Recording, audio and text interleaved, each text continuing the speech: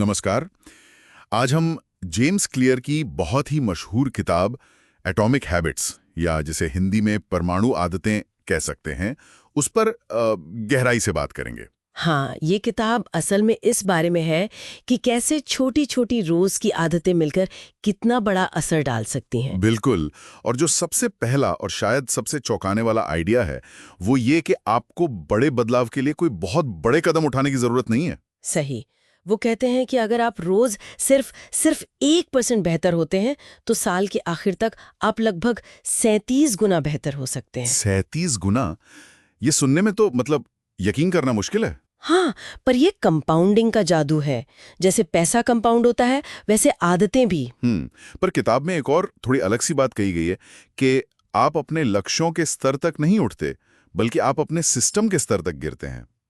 इसका क्या मतलब हुआ? ये बहुत गहरी बात है। देखिए, हम सब लक्ष्य बनाते हैं, वजन कम करना है या प्रमोशन पाना है। हाँ, बिल्कुल। लेकिन क्लियर कहते हैं कि सिर्फ लक्ष्य पर ध्यान देना काफी नहीं है। जरूरी है वो सिस्टम, वो प्रक्रिया जो हमें रोज उस लक्ष्य की तरफ ले जाए। सिस्टम जैसे कि रोज की दिनचर्या? हाँ, और उससे भी बढ़कर अपनी पहचान बदलना। मतलब खुद को उस तरह देखना जैसे लक्ष्य सिर्फ मैराथन दौड़ना नहीं, बल्कि एक धावक बनना है। अच्छा। जब आप सोचते हैं कि मैं एक धावक हूँ, तो सुबह उठकर दौड़ना एक काम नहीं लगता, वो तो आप हैं ही। ये तो सोचने का पूरा नजरिया ही बदल देता है। तो ये आदतें बनती कैसे हैं? किताब में वो 4 स्टेप वाला हैबिट लूप है ना? हाँ बिल्कुल, 4 चरण। संकेत यानी क्यू, फिर तीव्र इच्छा क्रेविंग, उसके बाद प्रतिक्रिया यानी रिस्पॉन्स जो असल आदत है, और आखिर में इनाम रिवॉर्ड। संकेत, इच्छा, प्रतिक्रिया, इनाम। ठीक है। और इन्हीं को इस्तेमाल करके आदतें बनाने या बदलने के लिए क्लियर ने वो 4 नियम दिए हैं, व्यवहार बदलने के नियम। पहला है, इसे स्पष्ट बनाओ, मेक इट ऑब्वियस। स्पष्ट मतलब जैसे प्लान करना कि कब और कहाँ। 30 मिनट वेट ट्रेनिंग करूंगा, या फिर हैबिट स्टैकिंग, एक पुरानी आदत के साथ नई को जोड़ देना। जैसे सुबह कॉफी बनाने के बाद मैं 2 मिनट ध्यान करूंगा। अच्छा, ये आसान लगता है। और माहौल को भी बदलना इसी में आता है। हाँ बिल्कुल, अच्छी आदतों के संकेत सामने रखो, बुरी आदतों के छुपा दो। जैसे पानी की बोतल डेस्क पर रखना। ठीक है, तो पहला नियम हुआ स्पष्ट बनाओ। दूसरा है, इसे आकर्षक बनाओ, मेक इट अट्रैक्टिव। आकर्षक मतलब बोरिंग चीजों को मजेदार कैसे बनाएं? इसके लिए वो टेम्पटेशन बंडलिंग की बात करते हैं। कोई ऐसी चीज जो आपको पसंद है, उसे उस आदत के साथ जोड़ दो जो आप बनाना चाहते हैं। जैसे मान लीजिए आपको कोई खास शो देखना पसंद है, लेकिन एक्सरसाइज करना मुश्किल लगता है। हाँ, ये तो आम बात है। तो नियम बना लीजिए कि आप वो शो सिर्फ तभी देखेंगे जो आप ट्रेडमिल पर चल रहे होंगे। अरे वाह, ये तो बढ़िया तरीका है। हाँ, और दूसरा तरीका है ऐसे लोगों के साथ जुड़ना जहां आपकी मनचाही आदत आम हो। संगत का असर पड़ता है। सही बात है। तो स्पष्ट हो गया, आकर्षक भी। तीसरा है, इसे आसान बनाओ, मेक इट इजी। आदत शुरू करने में जो भी रुकावटें हैं उन्हें कम करो। यहीं पर वो 2 मिनट का रूल आता है शायद। हाँ बिल्कुल, ये बहुत पावरफुल है।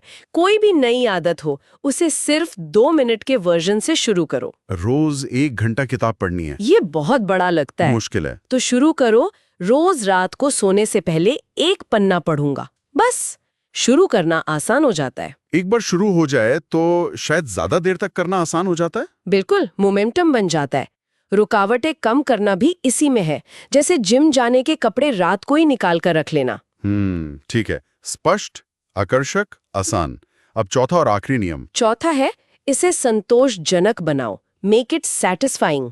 हमारे दिमाग को तुरंत मिलने वाले इनाम पसंद है। अच्छा, तो आदत पूरी करने के फौरन बाद खुद को छोटा सा इनाम दो और अपनी प्रोग्रेस को ट्रैक करो। जैसे कैलेंडर पर क्रॉस लगाना, वो देखने में संतुष्टि मिलती है। हाँ, वो टिक मार्क लगाने में मजा आता है। और एक बहुत जरूरी बात, कभी भी लगातार 2 बार मिस मत करो। एक बार चूकना ठीक है, गलती हो जाती है, पर लगातार 2 बार चूकने का मतलब है कि आप एक नई बुरी आदत शुरू कर रहे हैं।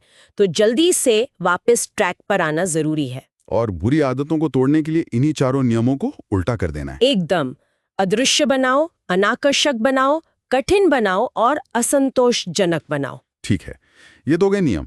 किताब में कुछ और भी दिलचस्प बातें हैं, जैसे वो प्लेट ऑफ लेटेंट पोटेंशियल। हाँ, अप्रकट क्षमता का पठार। इसका मतलब है कि हम मेहनत करते रहते हैं पर नतीजे दिखने में वक्त लगता है, एकदम से नहीं दिखते हैं।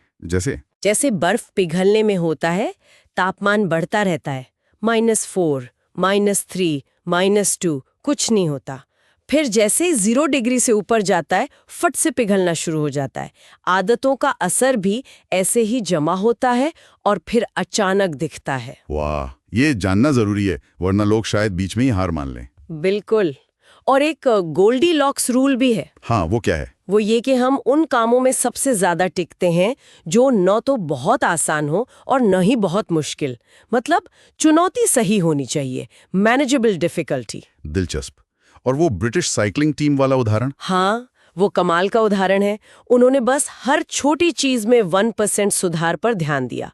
सीट की डिजाइन, टायर का ग्रिप, राइडर्स के सोने का तरीका, यहाँ तक के हाथ धोने का साबुन तक बदल दिया। हर छोटी चीज? हाँ, और इन छोटे छोटे सुधारों का नतीजा ये हुआ कि उन्होंने कई सालों तक साइकिलिंग की दुनिया पर राज किया। तो मतलब निचोड़ यही है कि बड़े नतीजे असल में बहुत सारी छोटी, लगातार और स्मार्ट आदतों का ही नतीजा होते हैं। सही। लक्ष्य बनाना जरूरी है, पर उससे ज्यादा जरूरी है वो सिस्टम बनाना जो आपको रोज उस तरफ ले जाए।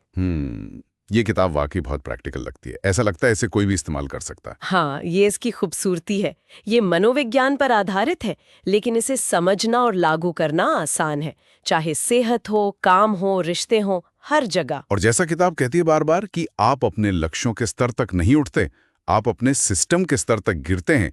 ये लाइन तो दिमाग में बैठ जाती है। बिल्कुल। और यहाँ एक विचार छोड़ जाते हैं सबके लिए। सोचिए, अगर हमारे व्यक्तिगत स्तर पर ये छोटी आदतें इतनी शक्तिशाली है, तो हमारे आसपास के जो बड़े सिस्टम है, हमारा समाज, हमारे दफ्तर का कल्चर, हमारी अपनी संस्कृति, वो अनजाने में हमारी आदतों और हमारी तरक्की को कैसे प्रभावित कर रहे होंगे। इस पर सोचना शायद हमें अपनी राह को और साफ देखने में मदद करे। बहुत ही दिलचस्प सवाल है सोचने के लिए। चलिए, आज के लिए इतना